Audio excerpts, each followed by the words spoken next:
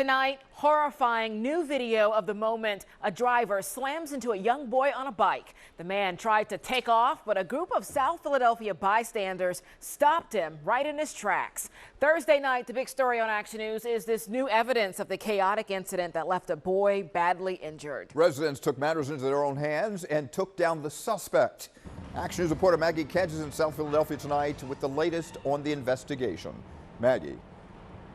Rick and Shari, there's three parties involved in this incident, right? The 12-year-old boy who was hit by a driver who will soon be charged with DUI. Now, the third party in this case, that's who police are looking to talk to today. The person or people who beat up that driver and kept him on the ground before police got here.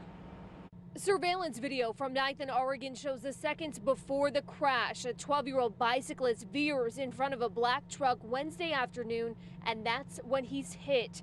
Scene video shows the boy's bike was dragged under the truck, which finally came to a stop at Oregon and Darien Street. The young bicyclist stuck for a brief moment underneath. The kid came in front of him. He had a pop a wheelie going. And then all of a sudden, he got hit, dragged. Mike Graham saw the commotion at the end of the block. Witnesses told police the driver got out of his truck and tried to take off running, but he did not get far. Investigators say that driver was beaten by bystanders who stopped him. He tried to flee the scene, and South Philly folks were not having that. So they basically stopped him. It was just a bad scene.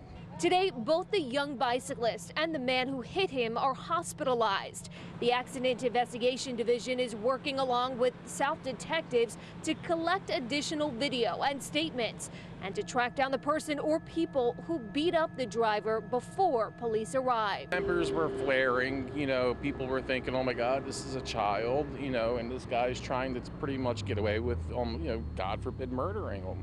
Who does that? Who would leave a child in the street?